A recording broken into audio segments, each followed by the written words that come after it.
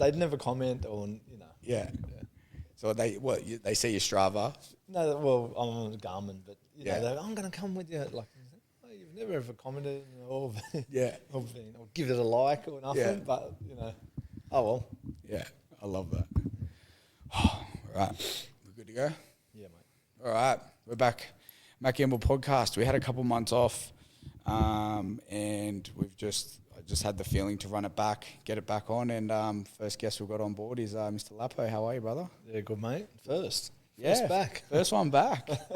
I've got someone else after this, but I was just like, I don't know, I just feel like you and me, every time we've seen each other over the last couple of years, we've always just had real good conversations. And I've just noticed that, you know, there's been times where my back's been up against a wall over the last couple of years of just certain things that have come up in my life. And I'm like, and even Janae said, she goes, you call Jace, have a yarn with Jace. Yep. And it's just because, you know, you look at people that have been on the journey for longer and obviously experience more, that can go, hey, let's just, you know, and let's pull that speed hump back, or let me tell you what I went through. You know what I mean? And that was the reason to get this podcast going again, is to get people on here to have real conversations and keep it raw, and, you know, go down memory lane of how it all started. And just to give people an opportunity to hear, you know, the real stuff, because I just think with social media and stuff these days, it's just, there's so much going on, and there's a lot of AI, there's a lot of fake, there's a lot of everything, and it's like, it needs to come back to just being real, you know what I mean? Being authentic, being you, and so thanks for coming on board. No worries, mate. Yeah. How have you been? Man, I've been good. It's been a lot, obviously, with Unwind and G3. You know, it's like when you start a new business, your back goes up against the wall there for a bit, a couple 10, 12-hour Sundays and stuff. But just prioritising my time, like making sure I be present with the girls, making sure I'm not missing those little events, the school carnivals, to me, it's like if I miss that stuff, that's when it really hits me. Yep. You know what I mean? So I think that people underestimate small business about the energy it takes from you. Yep. And it doesn't matter about, you know, PTs. I always have PTs come to me and say, oh, you know, how do you do it? What do you do? And I always just say to them, be careful about how much energy you give your clients. Yep. Because, and then I know they're looking at me going, what are you talking about? I'm going to give them everything. I've just done this course and I'm going to change the world. And then, like 6 months later, I'll see them and they're dragging their knuckles. They're tired. I said, "Oh, you're right, man. They're taking everything." So, it's small business is hard work. I don't care what anyone says. Yeah. You know, I don't care if you're selling candles at a local market, or you've got a lawnmower run, or, you know, or you employ 10 blokes as a concrete. Whatever it is, it's small business is difficult. Yep. It's hard, and I think in Australia, it's the tax system is hard to, you know, juggle. I've had so many people open up small businesses and then forget about tax, and, oh, wow, I've got this big tax bill. And so, I think to manage it all, and you're normally a one-man band, you know, you and your wife, or it's hard work. And that's where I feel like, you know, I feel like we're very aware as we've gone on the journey. We've obviously, it'll be cool to go down the backstory of like how it all kicked off for you. It'd be nice to go down memory lane. I remember you did a podcast with Corey, FTP. Yep. And I remember listening to that and being like, I think it'd be really cool to have a conversation. And that was before I even started podcasting.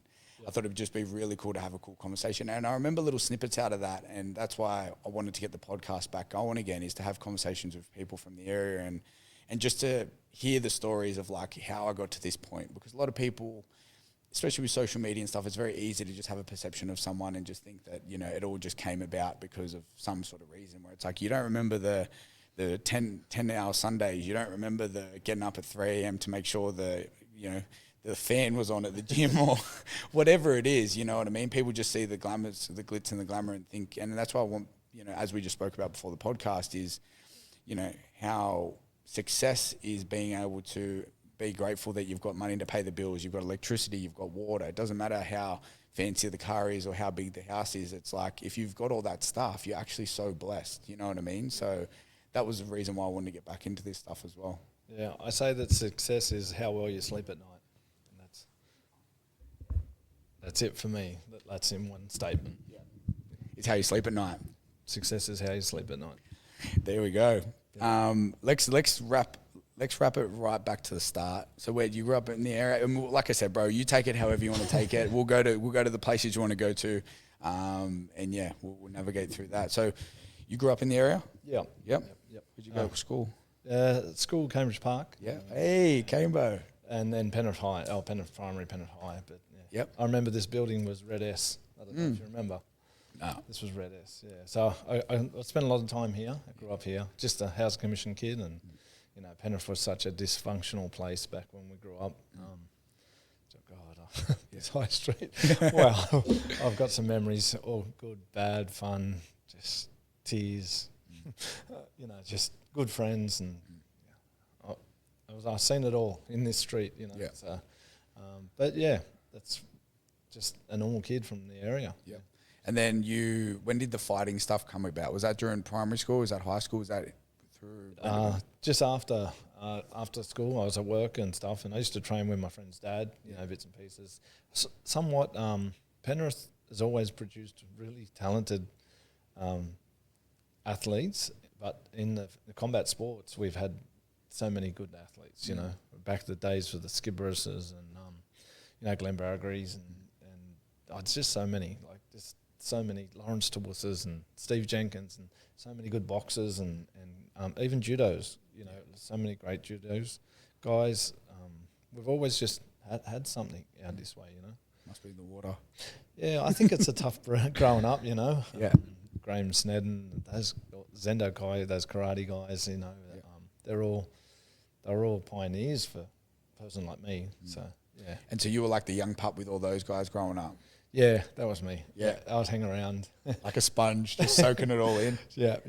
So, yeah, fighting-wise, I was trained with Malcolm Henning and Steve Skibberus up in Kingswood.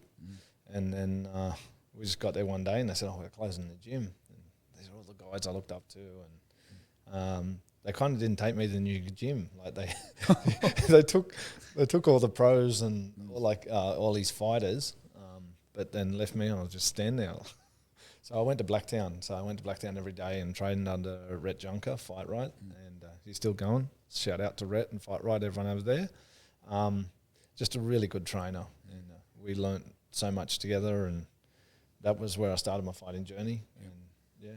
And then what type of fighting was it to start with? Was it a specific type? Yeah, kickboxing. Okay. Yeah. So I know we had some wins, had some losses, a lot of lessons, and then I retired in 2000 and sort of started teaching nearly right after it. Yep. I was just like a way better coach than what I was fighter. So. And did you have what was the fighting glove, the gloves and what was the place you had, the store you had? Oh, Shogun. So was that before you started coaching? No, after. Okay, so then what were you doing growing up besides the fighting stuff? Like as in just working. I had a kid very young, my daughter. Yep.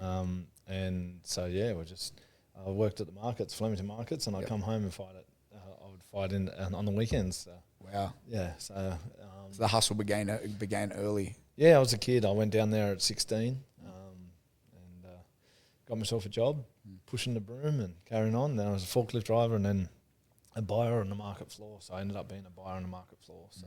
And from that 16-year-old getting a job and stuff like that mentality when you started that, was that just you just got in there and just had a crack from the start? Like, was there any... Now looking back at the age you are now, was there anything that really instilled in you to just get it done, or was it just that you just knew no different growing up?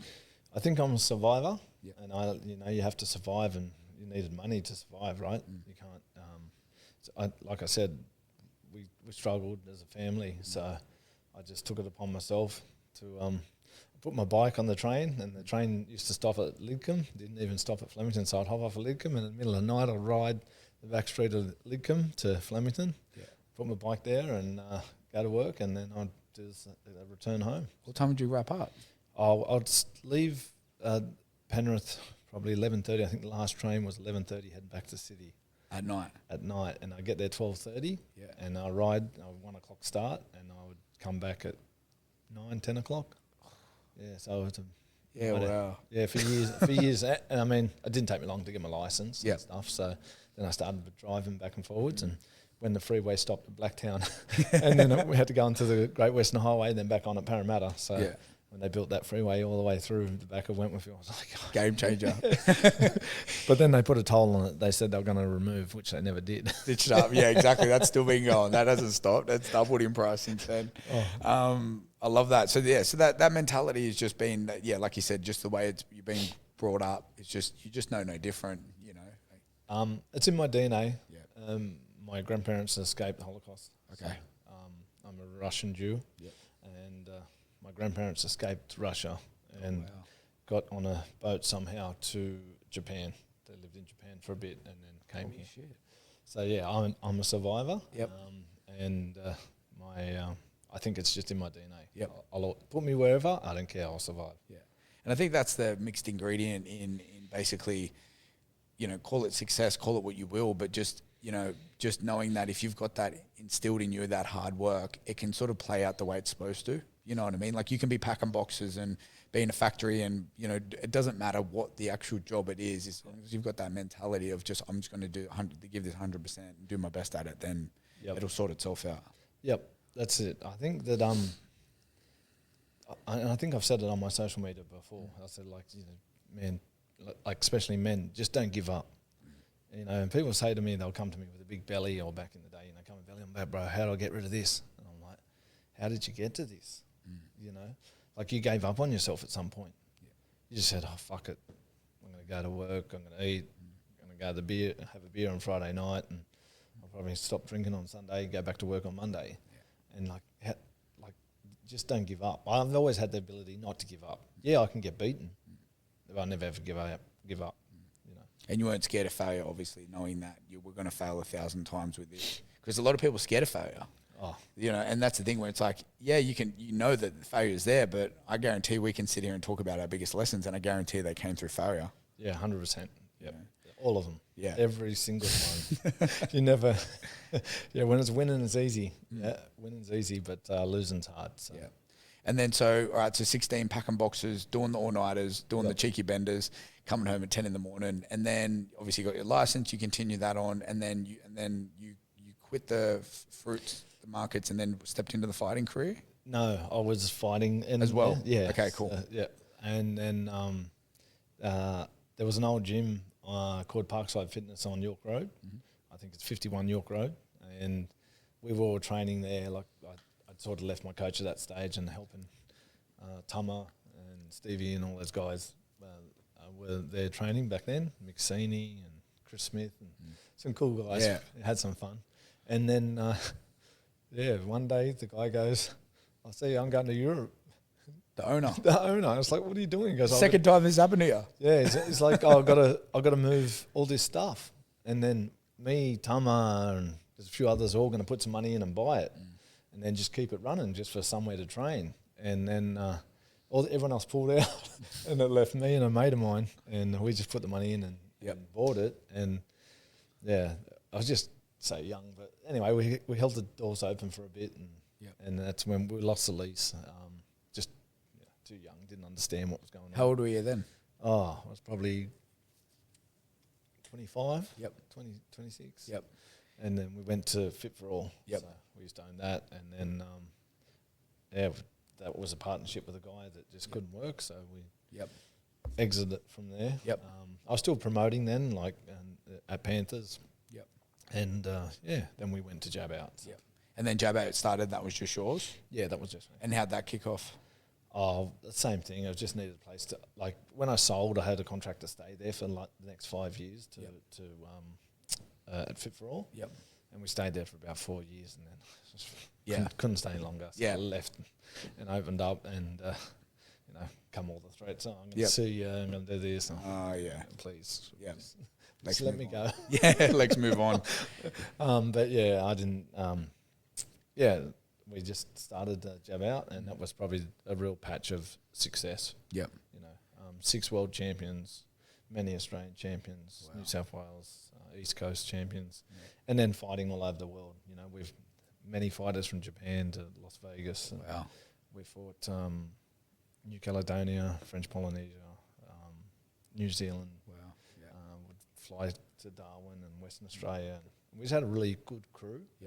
And really, everyone just helped each other. It was such a great vibe. So from what you've learned through Fit for All and then the other gyms prior, did you feel like that was obviously meant to happen for you to step into Jab Out with a different mentality of knowing what you actually wanted, knowing that you've been to these other gyms with these other owners, a couple of them have shut the doors, you've done a partnership that went belly up, and then you've moved on. Do you feel like that those experiences in itself paved the way for Jab Out to be what it was? Oh yeah, I wouldn't have learnt the lessons that I learnt without them, and even taking those losses. And as a successful coach too, you don't just decide, you don't just train the next Australian champion. Like, it doesn't happen like that. It's so hard to climb the rank and climb the level, and you can only do that with a good crew, all on the same page. And you're going to get wins, you're going to get losses, and you're going to stack those wins up eventually and build a crew. So yeah. And was Shogun before or after Jab Out? After. Okay, so Jab Out, you've continued on with that, and that was you with Trace at the time? Yeah. So Trace has been on the journey. Yeah. She's been on the journey the whole way through, yeah. Yeah. And I just, with Thai boxing, it's very hard, like, on your body. And, holding pads daily and stuff. I just was kind of struggling, my elbows and just knees, and just the work of being in the ring for 2-3 hours a day. Even I see Reece Lieber in that. He's just like holding pads. It's a whole different ball game. Yeah, and we did everything. We're the package deal, right? We used to do the Thai tour. We used to manage the fighters. We used to organise their passports and flight tickets and all sorts of stuff. So it was a big job and a lot of energy. And where we used to buy our Thai boxing gear from, that was Shogun Martial Arts, which was Alan Wade and the Wade guys. They sold up, and I bought that, thinking I need to get out of this because my body can't handle it for much longer. Yep. And then you sold Jab Out? Yeah, sold Jab Out to Mark Gretsch. Yep. And he was a boxing coach that had all his guys here at PCYC, but wanted his own place. Okay. And that was a great fit. So it just worked well. It was so perfect to Mark to come in. There just wasn't enough room for all the Thai boxers at the end there. So it was kind of a boxing gym, and they're pretty successful. He's a great coach. And, an asset to the area. And that was cool that they just blended nicely. Then Shogun started. Yeah, Shogun started kicking off, and that's how it was. And we put our time and energy into that, but at least I didn't have to get kicked and punched, sweat on me, and all sorts of stuff. So that made life a lot easier to manage. And then how long was that for? I think we had it for about 10 years or 8 years, which is a full e-commerce site, and we used to hold about 2,000 products. So. How did you go going from working in the ring with all the sweat and tears and then going into e-com and stuff like that? Was it different? Well, couldn't do it without Tracy. Yeah. Actually, and her sisters too. Her sisters worked with us. So without them, I'm a manual guy. I grew up in Penrith. I can't read and write too well, but I know how to work. Yep. So, and I should have stayed at school longer. Yeah. I can't believe you went to Penrith Primary. I went to Penrith Primary as well. Did you? Yeah. Yeah. Wow. And then Kingswood High. Okay. Yeah. So you went Penrith Primary and then Canberra High. No, Penrith High. Oh, you went Penrith High? It was before selective. Yeah. Yeah. I told Janae that Kingswood was, I go, Janae, when we first got together, she goes, what school did you go? I go, Kingswood Sports Academy. She goes, where was that? She goes, I never heard of it. I go, yeah, it was selective school. She goes, it wasn't fucking selective school. And then she tried to tell me she went to Cranebrook Performing Arts. Don't act like Cranebrook, Cambo and Kingswood was, Yeah, it was funny because we were there. I was there when the first year sevens come in from selective, and I think it was the top 20% of the area, and they come in, and we all had chips on our shoulder because we all knew what was going on as kids. And I said, "Oh, you got the top 20% of the area? Yeah, how'd you get in? Oh, we had to do a test." And I said, "You got the same teacher I got." And we had teachers there that couldn't even speak English. Yeah. And just they didn't give a shit. Was it year 10 you left or year 12? I left actually before year 10. I don't have my year 10 certificate. Yeah, so. maybe run that back. Yeah. Probably don't need it now. I'm pretty sure you'll be right. Well, I didn't need it at the markets. There you go, yeah. And then so Shogun kicked off. You ran that. That ran its course, and then you still in the fighting scene as well, obviously. Yeah. but Yeah. just more coaching from a background perspective, or No, I was still coaching. Sort of helping when I sold Jab Out. I was still helping like Reese and there's a few guys and girls, Christina Djurjevic and stuff that were fighting still. So I was helping them a little bit. I was kind of always in it. Can't get out of it, you know. Yeah. But I do enjoy it, and now to helping Ty, it'll always be there. And that passion of just being in someone's corner, what's that feeling for you? No one's really asked me that ever before, but there's got to be a competitive side of it, right? You want to win. And I always say to anyone that I'm fighting or working for is that I know what you can do. I'm not there to look at you. You know, I'm there to look at your opponent. I'm watching your opponent, seeing what he's doing wrong, seeing where we can capitalise. So it's a really emotion. Like, especially you can be winning, then you get cut. It's like, oh no, like things happen. You know, you got to try and stop the cut. Just patch him up and go back out. And you know, telling me everything he needs to do to get the job done. And then there comes a time when it doesn't matter what sort of fighter I dealt with, but there's a moment that we lock eyes, and it could be 4, 5, 6, 7 fights deep, where I can see it in their eyes. They're like, "Oh, you're right. What you've been saying to me is right. Oh, it's working." And there's just that trust connection that just forms, and that's pretty powerful. And then from then on, it doesn't matter if I said go to the ring and stand on one leg and quack like a duck and kick him, but they would do that. So, but it takes a while. It's not the first fight. It's not. Some guys will get it in the fourth fight, where they just trust you and trust what they can do. So I'm not asking them to do a backflip with a triple kick. I know what they can do. That's where they are. So they just trust the corner, the guys I've got with us. We all communicate in that round about what we think needs to happen. Most of the time we agree, and sometimes we disagree about what he needs to do or what she needs to do. But that moment when there's full trust between you and your fighter is I'll say a bit weird now, but it's a bit magical. Yeah, that's cool. It is really magical that I no longer have to convince this person to believe in me. They're believing in me right now, and it's just that moment, and it can happen. It's a shock. And then they finish the fight, and it's like, why wasn't I listening to you? They don't say that. But it's like they can look at me and go, I should have listened to you 4 fights ago. But that's cool. That was that period of Jab Out, where we had a really purple patch. And we fought on, some of the top promotions around Australia. So. And that faith too, like, one thing that I love is when I go on a journey with someone and we go through something together, and me and that person are the only two that have that story. Do you know what I mean? Yeah. Like I'm sure you get that with your fighters as well, is knowing that you both move through this process and you're both in it together, and all the emotions come up: anger, frustration, sadness, achievement, proud, all the stuff. And you've got that connection with someone being like, we were in the trenches together, literally. Yeah. You know what I mean? Yep.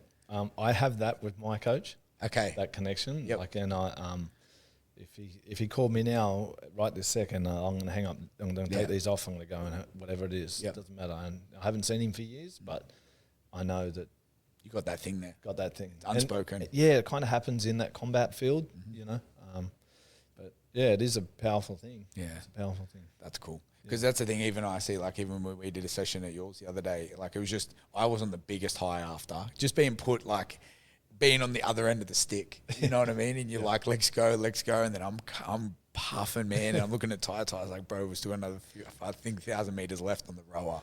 You know what I mean? But that stuff's, and like for me, because I'm always on the one side of the fence, it felt nice being on the other side, especially with someone like yourself, because I feel like I look at it as like we're both in the same industry, for like fitness industry, you could call it, if we're going to put a scale on it. And you've just been 10 years ahead. You know what I mean? So that's why when I've come to you with certain things and you've just given me those little those little golden nuggets of like certain things of the attachment of the business, and like, just, I've been through this before, it's fine, your back's up against the wall, but it's okay. that in itself has that where I can come to you whenever, and even like Janae said, she goes, give Lap, I'll call, and I just just instantly was at ease knowing that someone's been through it. Yep. So it was cool to be on this receiving end of being trained by you as well. You know what I mean? Like getting flogged like that. As a coach, like I said, that you give so much energy, right? And that energy is just, it's repetitive. It's day, and you're trying to hold some for your family. You're trying to hold some for your business, and you know, it's okay, this little channel, this little interaction here, I'm giving you so much energy, but then I've got to go on the phone and chase clients up and do this and pay the electricity, make sure there's toilet paper. You know, all that stuff is, and you need energy for, right? It's not just the motivation that the people are paying you to be there. They're paying you to make sure the electricity bill doesn't, the lights don't go off in the middle of the class. But yeah, I loved that part too, like, because it's, you know, when I was, like, Muay Thai was everything to us, you know, like I was really in that zone for Muay Thai, coaching for Australia, and you know, we had all those champions and stuff. But I then went to jiu-jitsu.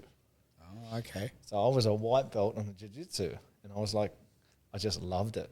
I loved that I didn't have to coach anyone. I just sat on the mat and they told me what to do, and I did it. And I sat there for like 3 years, and I thank you to Steve Percival and those guys, but they helped me. But at first they just bashed the shit out of me. Yeah. They're like, oh, a striker, we can get him here and choke him and make him tap like Fred Astaire. Yeah.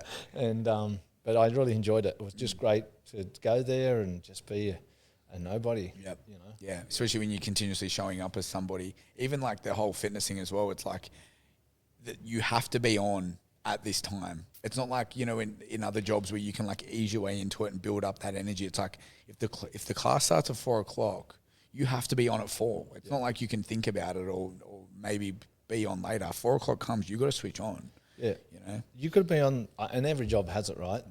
But like you said, you got to be on. It's a time. Like if you're a forklift driver, you get there 4 o'clock. Yeah, can stuff around, check the forklift. I'm sure you start it up, check everything that works, and slowly just go on your journey. Yeah. But from the time when any of our industry, it's at 4 o'clock class, it's bang, go. Here we are. You're in. That's it. And you could have had, you know, not find a car park at the front. You went around 3 times and you just had a bad day. You got up the stairs and there was 5 cancellations or whatever it is. But yeah, that's what I say is hard too. Yeah. I've noticed too is like sometimes it's a blessing and a curse in the sense of like if you're burnt out and you haven't recharged your energy, obviously it can be a real long slog trying to give that energy, and you're trying to give from an empty cup. But then also too, I know that over my life, there's been things that I've moved through, even when I was PTing, like big breakups and, you know, like so many things that have happened. Being at the gym and training people was actually the thing that got me through it. Yep. You know, being around uplifting people, being around good energy, being around not making it about me for a little bit, you know, or hearing someone else's story that you think you've got a problem going on and this person's just told you that something's happened in someone's family and you're like, oh, wow, like I've noticed it's such a blessing in that sense too, is that it can actually get you out of the deepest, darkest things. Yep, for sure, 100%. Like, and it gives you a purpose too, because sometimes you feel when you've got no energy, you've got no purpose, right? It's oh, I want you to be there at 5 a.m. Okay, here I am. You know, it'll get you up and moving too, so you don't have time to dwell on it and whinge about it. You've got to get straight into it. Even so if you had a big night out. I had a couple of big nights out growing up, PTM, you know, back in the day when you had that unlimited amount of energy. And I remember rocking up to work the next day being like, fuck, I've got to slug this out. Like, you were the one that did this to yourself. You know what I mean? Yep, self-inflicted. Exactly. Put yourself out of it. So. Yeah. And then we Shogun. So when did that come to a close? How did that sort of play itself out? Well, Fitness First were a client of ours, and we used to supply boxing bags, freestanding bags, all the little swivels and sort that all went to all the Fitness First around Australia. And then I went over to Tarrant Point once and dropped off some boxing bags, and the area manager was complaining about Penrith. And then I said... About Penrith Fitness First? Penrith Fitness First, you know. I said, sell it to me.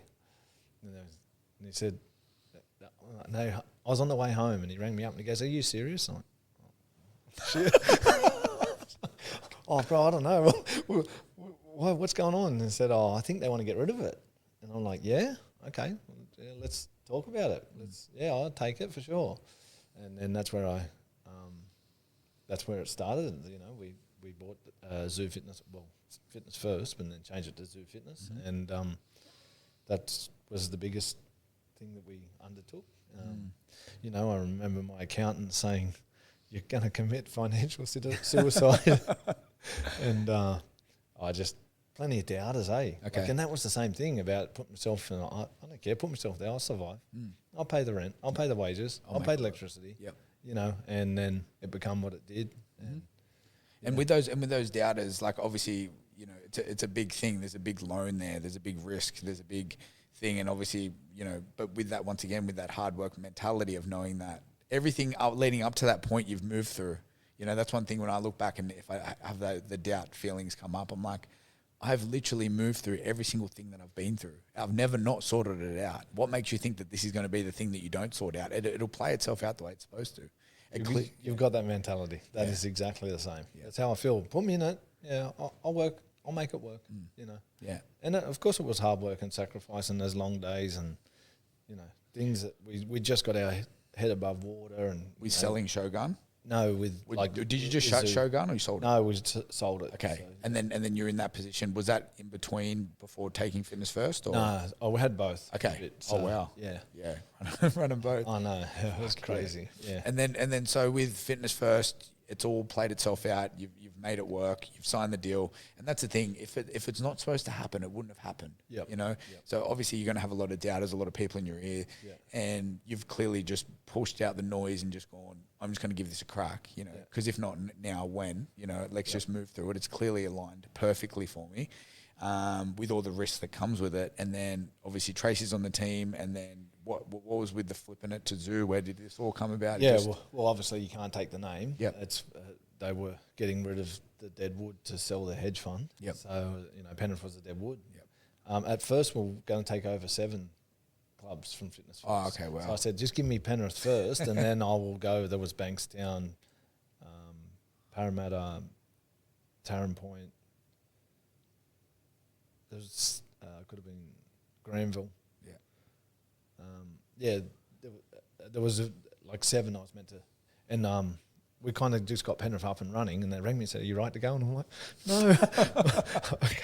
My head's spinning. They said, "Oh, we're going to get rid of him." I'm like, "Oh man, I just can't do it yet." Yeah. You know, like it's been less than 12 months, and it's a beast to run one, let alone 7. It is a beast. You know, 3,000 square meters, 60 staff, and it's it is a beast. And there's then a lot of moving parts. So then you and Trace just knuckled in. It was just used to. Yeah, just us and fam. You know, we had some great coaches. We just created a great culture within the staff. Yep. The management side of the girls, you know, accountants. Like we had a really good team, and then we just, you know, give them everything, and then it grew to what it was, and you know, they big stock market come along and a stock market firm and bought us out. So And through that process of with Zoo and stuff like that, did you feel like you would have just whipped out the phone book and just caught up all the OGs of like, hey, I just bought Fitness First. What are we going to do with it? Yeah, we had at least I had the connection there. Still, I hadn't really lost that, but you know, from where I come from, that combat side of things, to going into dealing with, you know, yoga instructors and Les Mills instructors, and you know, there's certain ways that they do and they don't do, and you know, Les Mills said do this, so I can't do that, and I'm like, you know, we can do it. Like I know I always find a way to do it, and I'm like, oh no, you know, that's not what they had to do, you know. So it was balancing all that. Yep. You would have learned a lot as Zoo. Yeah, man, it was so and then, but I was never pig-headed about it and say, you know, like always just accepted on how we can do it better and how we can make this place great for the community. And that was when they, I don't know, I'm the first to grab the toilet brush. You know what I mean? If the toilets, if we had a member knock on the office and said, "Oh mate, the toilets are," I never ring up the cleaner and say, "Hey, go to the men's toilets," or go, you know, tell the manager to go and do it. I'll just go and do it myself. So I don't know. I feel that culture is it's not a mission statement on the wall. Culture's seen. Yeah. So if you can just do it, and they'll follow. You know. Yeah. Monkey see, monkey do. Yep. And that's the thing. If you're not afraid to do it, or just get in there and just do it anyway, it's just going to ripple effect of everyone else being like, well, if he's the owner and he's getting up and just doing it, then what's stopping us to be able to do the exact same? Yeah, I look, as you know, in gyms, sometimes the toilets can get trashed. Yeah. And the stuff that I went and cleaned up there, they wouldn't expect my staff to do. Yep. I'm sorry. Yeah. I'm not going to. There's no one that should do that. That's Yep. my business. I'll do it. Yep. You know what I mean? Mm-hmm. So yeah, I think that is respected, and they knew that the girls there always had their back as well. You know, always supported them. With the gym, there comes a lot of different dynamics. That's one thing that you got to manage, the different energies. Yeah, we had girls that, I can't work in the creche with that girl. I don't like her, and it's and then you've got the whole gym girl boy thing, going on where testosterone's flying. They're trying to hit up the girls on the front counter, and this, I always protect the younger girls. And, Yep. I've got a young daughter who's that age as well. Yep. So it's. You got to know a lot about yourself to be able to manage that and those amount of different personality types too. Yeah, it was. I've got some stories that obviously I could not tell on here, but I've got some stories. Yeah. And then how long was that? That journey went for 9 years. 9. Wow. 9 years. So, Yeah. And then obviously COVID hit. That whacked all of us. Yeah. Well, we just kind of got our head above water. Okay. And then COVID hit, and then I was like, I just didn't believe it. Yeah. And It was all fake anyway. oh man, it hurt us. Yeah. It really did hurt us. It took us, me and Tracy, years to work to that position, and we lost it in like 2 lockdowns. Yeah. Just heartbreaking. And I feel like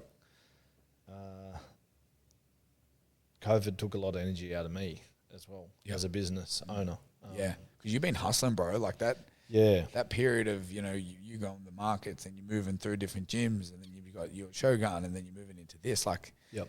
There's 20 years there plus of just hustle. Yeah, grinding. Like, just I've got to, putting food on the table. That's how it was. And then COVID really hurt me, I think, mentally as well. Yep. I was just so, forget about the financial side of it. Yes, because with financial losses, you become heavy. Yep. And I just was like, I don't know if I can keep going. I don't know if we can do this. So we did it. We all got back up and running, and then but I think the sale, even that part of COVID, I might have even maybe, if I didn't deal with COVID, I maybe even have said no to the sale. Okay. But I just was tired. Yep. What COVID took out of us, and it was so much. Yeah, you guys know, everyone, just small business copped it. Yeah, and even and that's the thing, when you're the leader and you've got all these opinions and you've got all these people at you as well, that sucks energy too. Like, what are we going to do? What are we doing? And you're the one that's supposed to come up with the answer. Yep. I remember some of my franchisees being like, well, you're the franchisor. What are we supposed to do during COVID? And I'm like, I didn't learn it at TAFE. Like, this wasn't in my PT course about this thing from overseas that's come and just wiped out the population. You know what I mean? I didn't. Yep. No one expected to, but I understand that everyone was frantic. There was fear. It was, and they're looking to you as like the leader of like, what are we supposed to do? And it's like, man, we've just got to ride this out. Yeah. Well, I was by the time the second lockdown come, I have to get out of here. I'm sorry. I need to go. Because you love a cheeky travel too. You love a cheeky Sydney departure. Love it. Like, that's that's been our family. Yeah. We love it. So a lot of people know that we bought a restaurant in Byron Bay. And the main reason we bought it was so I could travel to Byron Bay. Legit? Get away. Oh, yeah? Yeah, so we bought it in the middle of COVID. For that reason? For that reason. To go get a feed in Byron Bay. Well, it wasn't even open. To go make a feed in Byron Bay. Yeah. Yeah, well, we rebuilt it. We went up there, but we were allowed to travel to Byron. So my dad lives in their Buckerheads, my stepmom, and I've got a stepsister. So I couldn't go and see them, but I could if I had a restaurant in Byron. So I travelled. And you just had to prove that you owned the business. Yeah, we owned the business. Yeah, wow. Yeah, and it was great. We had some great times, but yeah, we lost a shitload of money, but not as much as COVID. Yep. But I think it kept my sanity. Okay. You know, Byron is a beautiful place, and just, you know, we were, there's places up there that are, you know, $4,000 a week rental. We were staying up there for $400 a week. It was, we kind of had Byron to ourselves. No one was allowed to travel. I remember there was one coffee shop open in Byron. It was just so peaceful. Yeah. And it kind of saved me, because I was going mad here. Yeah. I was fighting with people and, you know, defending friends and, you know, just, I've got two brothers that still don't speak today over COVID. Oh, wow. One of them's a police officer, one of them's just a normal guy, and they had a blue about it, and they still don't speak to each other now, which is sad. Yeah, so man. sad. 5 years later. And even still, like if someone said to me, you're not going to be able to leave your country because of a certain virus, I could understand that. But the fact that we couldn't leave our house and we couldn't leave our town and we were only allowed out 1 hour a day, that's when I'm going, hang on a second, like we've got this perimeter that we can't leave this area. Like I could understand if they shut down the country, like if something happened overseas, whatever, shut down the country. But the fact that you're going to shut down states, then you're going to shut down towns, then you're going to shut down houses. You can't leave houses. You know, and then obviously we're in the industry of where people come to us for their mental and physical health. Yeah. And then we're their saviors because we've built these places for people to have sanity. Yeah. And we can't give them that. So obviously they're going to come to us with opinions. What are we doing? Can we get equipment? Did you guys end up handing out equipment? No. Yeah, we fucked up and did that. I've got weight plates that are destroyed. And I knew we were never going to get it back. Yeah. Do you know, hundreds of emails. Wow. Hundreds. And then disappointments. And we actually had, the day we were closing, we had one of the members steal some weights. Wow. Okay. An older lady, and she stole some weights, and I knew because it was part of a set, and you manage your own business. And I got up and go, hang on, because I only just bought those brand new Hammer Strength gear, and they're gone. What's happened? And then we went back over to the camera, and lovely old lady puts them in her bags and takes them away. Anyway, we rang her up, and she brought them back. Did she? Yeah. God bless her. During COVID. How many kilos were they? They were just the two kilos. But look, you know what? You get a lot done with those. Well, she would have, and it was quite hilarious. She was trying to get jacked during COVID. Yeah, but everyone was like, "Oh, why won't you get rid?" Oh, mate, I'm not sorry.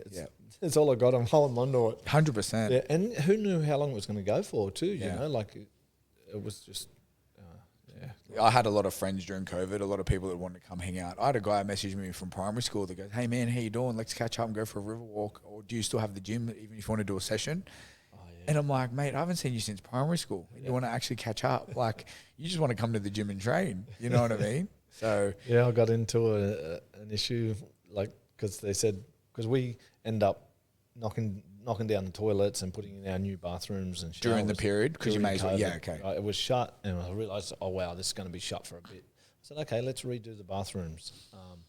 And we did it, and all our staff were up there, you know, helping, the staff that were on JobKeeper. Yeah. And then we had someone call the cops. Oh, they're up there training. Oh my God. Like, yeah.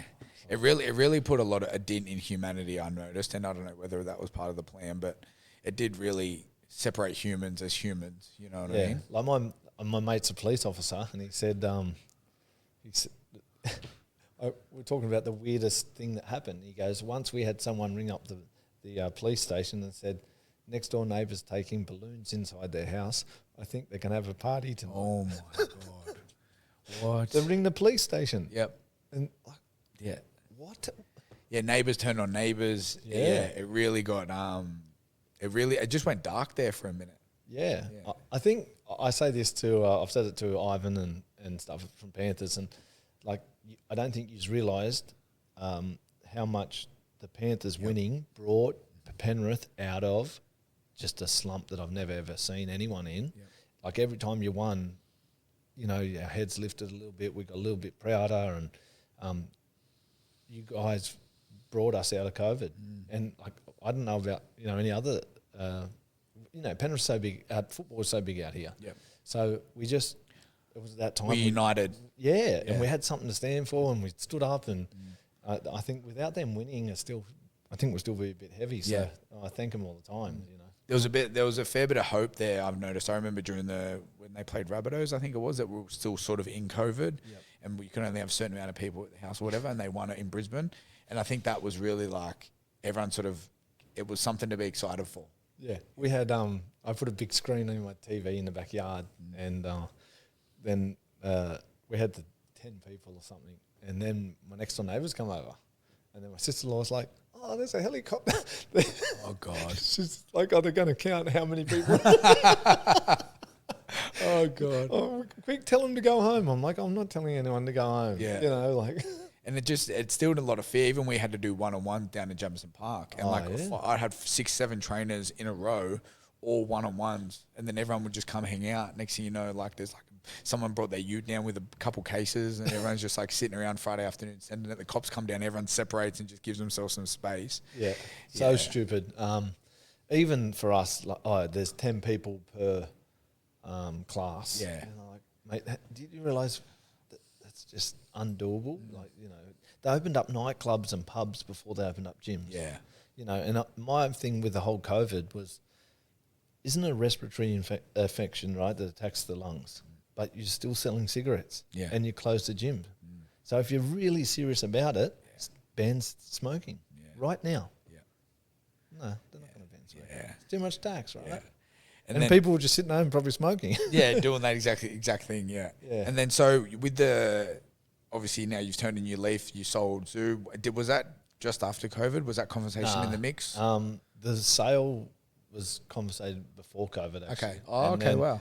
And then it ended up just paused it during COVID. Yeah, and they just wanted to check things. There was a couple of things, even the Ukraine war kind of put a stop to it at one stage. But it ended up going through, and we accepted it, and sort of been travelling for the last 2 years. We bought a new house, and spent a bit of time with the family. They're growing, and we just enjoyed life. I probably enjoyed it a bit too much, but then had so much time to concentrate on myself. Back to running, just feel good, and I suppose now I just look after Ty. He takes up a fair bit of time, and so that's all I really do. And he hasn't fought for 15 months now, so it's that's where the focus is. Yeah. And how was that with Trace making that decision to sell even during COVID? Like, obviously, was it locked in? Like, did you know that would, like, once you just had to get through this COVID period, then that was it? Or was it still up in the air? How was it with you and Trace with that? No, she didn't want to sell. Okay. The kids didn't want to sell. You know, we have teenage kids at that time. Both had jobs there. Yeah. Both working. Yeah. But I just felt something in my gut. You know, I thought, I don't know, there was something, Matt, that just said it's time to go. Yeah. And lucky I did. I feel like even when I sold, one of our suppliers, he called me and said, "Oh, first of all, congratulations. Second of all, how did you know?" I'm like, "Hey, what do you know?" He's like, "What, you don't know?" I'm like, "What are you talking about?" He goes, "Bullshit, mate. You don't." I go, "Mate, I don't know what you're talking about." He goes, "Planet Fitness next stop is Penrith." I'm like, "What?" He goes, "Yeah." I go, "Are you serious?" And he goes, "Yeah." I go, "Mate, go away and confirm it and then call me back." He called me back 2 weeks later and he goes, 100%, I've got gear going to Planet Fitness Penrith. I'm like, wow. Yeah. And I just didn't know. And I just after COVID, I don't think I wanted to deal with that wall. Yep. You know, they moved 700 metres down the road from Zoo. Yep. And that, it's not, they're big, powerful company. Yeah. $7.50 memberships or whatever it is. Yep. And it's just a fight I didn't want, but I felt like that was in my gut, that message. Yep.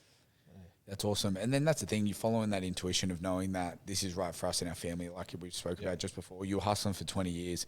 COVID took a big whack. It's like sometimes it's good to just put the gloves down and say, will an opportunity like this ever arise again? Yeah. Do you know what I mean? Like this is we're in a position here. There's a thing here that can pivot and obviously put you guys in a real good position. Yep.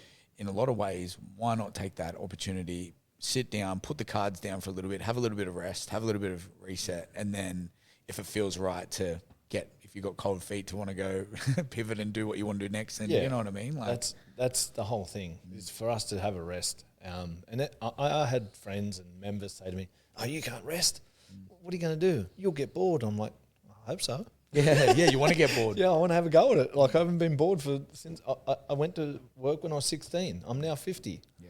You know what I mean? I've never had anything longer than 3 or 4 weeks off. Yeah. You know, Yeah. I've been on the grind the whole time. I never had 6 months on. I never travelled Europe as a kid. Yep. You know, I never went to live in London for 12 months like a few of my mates and that did.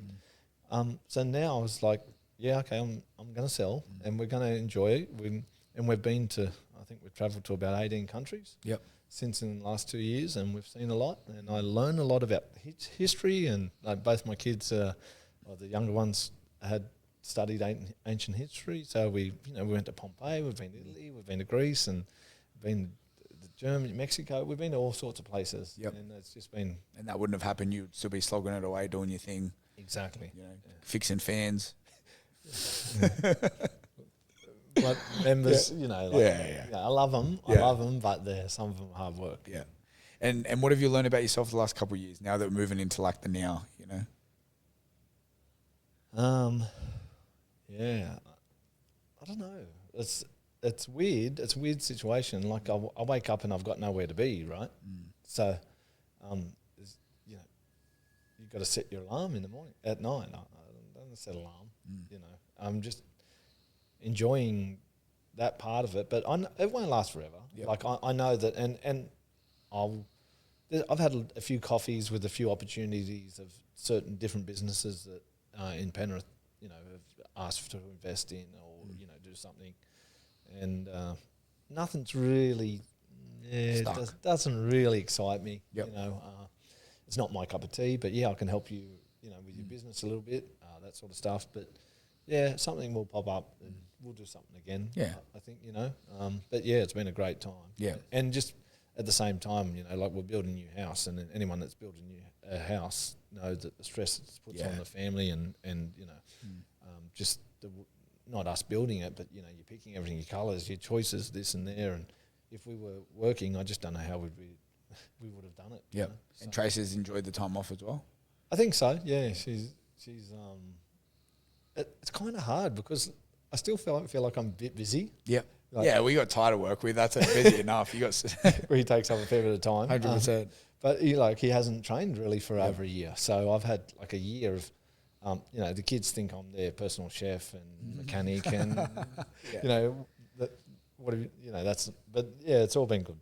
It's been good, and I'm blessed that we're the family in that situation. Yep. Yeah, and now we're going to turn into pivot into wrapping this conversation up is the reason why I wanted to start this podcast. And like we were talking about it off the mic, and that's one thing we can tap into before we wrap this up is, in these situations, it's just we've come from these places of doing all this stuff, but it didn't come from it just didn't land on our doorstep, and that's one thing that, I had a mate the other day say to me like, oh, I should just start a business, man. He goes, you're doing this and you're doing that and blah, blah. And I remember I paused and I looked at him and said, bro, it's not all it cracks up to be. I said, trust me. I said, there's more days than not that sometimes I think, fuck, I just wish I got paid and went home, Yep. And I said, the version of success for me personally is knowing that I've got enough money to just pay the bills and take the girls out for breakfast and, go do holidays every couple of months and stuff like that. We've got food, we've got a house, we've got cars, we've got everything that we necessarily, we need, and that to me is a blessed life, and I just think with social media and stuff these days, it just gets blown out of proportion of like the realness of like, we're just humans having a crack and we've just done what we're supposed to do. And it's just been the way it has been, and I just think that a lot of people need to know that their life is worth something too. It doesn't, it's not from a materialistic perspective. Yeah, that's it. Success is so many different levels, right? Where do you judge your own success? And some people maybe just putting food on the table, and some might want to own a house. Some people are still renting. It doesn't matter. Like people's success is, I don't know. And like you said, social media. People think if you're not driving a Lambo and talking on a phone, or like what I mean. It's just that whole can be blown up to what it is. Oh, you're not on a super yacht or something. Yeah. You're not doing well. No, you're doing real well. You're a provider for your kids. You've got a roof over their head. You're the soccer coach. You're doing this. Your kids. You're going to your kids' assembly. You're helping at the school canteen, and that's success for some people, right? And that's one thing that's one thing I look at as well, is like my kids are going to remember me being there. Yeah. Like they're going to have a hustle mentality to make their own money. They're not going to worry about the money that we've left them. They're going to remember the times that we're actually there with them. You know what I mean? That presence. Yeah. You know? Yeah. One of the great memories of, after the sale of Zoo is that I took our whole family to Disneyland. Oh, I love that. Tokyo. And just to have, I can still see it now, like just because I had my grandson with me, and because I told him I'm going to take him to see Woody and Buzz, and just that time to have like all my family there, and it was just unreal. That would have been different for you, like seeing that, especially walking in and stuff. I'm sure you would be able to remember that. Like as a kid, I mean, my kids have been blessed. They've been to every Disney World, Disneyland, on multiple countries, and like the only way that I was going as a kid was the liquor prize. And I have bought so many paddle pops thinking that I was going to go to Disneyland, but for me to do it and take all the kids and family there was probably a massive highlight in the last 2 years. We had Wonderland. I couldn't afford to go to Wonderland. Yeah, no, that's good, man, because that's the thing. Even myself, my mentality is like, if I can just put the kids 10 steps ahead the way I had it, things will be different. And would I want it any other way? I'm happy to be the one to be the shapeshifter in the family and, do what I've done to know that, they're, even me and Ty were talking about the other day, our kids go to the same school, and like, we both went to Kingswood. Like we didn't go to, Kingswood Sports Academy. Sports Academy, selective. This way you didn't hear about it, Lapo. But I think, people can say whatever. I mean, there's family, success is so many different levels to everyone too. Not, it could be a guy out there, like he's got a feed tonight. That's his success, right? Yeah. He didn't have to go to welfare to get his feed. Just there's different levels. Yeah. Yeah. But, people get it mixed up. And that's the thing. And knowing that we still there's still mistakes. We still fuck up. We still have all these emotions. We're just here living a human life. You know what I mean? And that's the thing in business and stuff. And people knowing that, we're just doing our best, and, it's owning a business, not owning a business, it doesn't matter. And it just really stuck out to me with that conversation I had with my mate. Like, I was just like, man, what do you Be careful what you wish for. Yeah, like it's all good, man. Like he's 2 IC in his firm, and he's doing great. And I'm just like, bro, it's you're doing good. Don't measure your success based off other people's. It's not what it cracks up to be, because that person's probably looking ahead anyway, thinking that's something else. It's like, for me anyways, I've kept life real simple as of late. Because I remember when we went through that G3 phase, I was like, we got to 5 G3s. I'm like, let's get to 10, let's get to 20. And then I just realized it was all gloat. Like, it wasn't even like soul filling to me. Now we just stripped it back. We went independent. We sat all the franchisees down. We said, we're going to go independent, stay as a G3, rebrand. That's when COVID sort of shake things up. And now we've got such a peaceful life. Me and the missus own G3 Penrith. We're halves here with obviously Geordie and Jess. They're good to be in business with. They understand business. They've been in business a long time, and it's just, it's real simple now. There's less people involved, and it's real. Like you said, it's the soul, right? You've built this place for the community, and you can see the happiness it brings to them. So, hats off to you.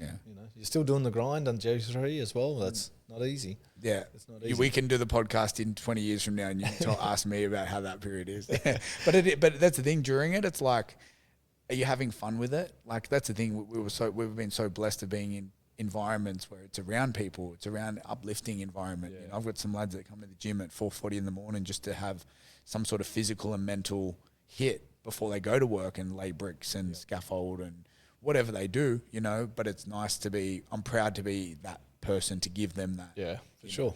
Same as what you would have had and what you have. There is a massive sense of that, and that's that self-worth. You made it for the community.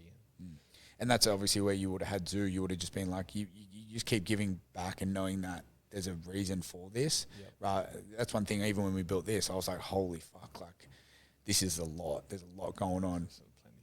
But then I was like, you know what? If it wasn't supposed to be, it wasn't supposed to be. And you provide for the community and you give, it always works itself out. Yeah, it will, for sure. Yeah. Awesome, bro. Thank you so much. Thank you. I appreciate us going down memory lane in your story. And this hope awesome. it helps with someone. Yeah. Hope it resonates with someone. And Awesome. Thanks, bro. Thank you very much.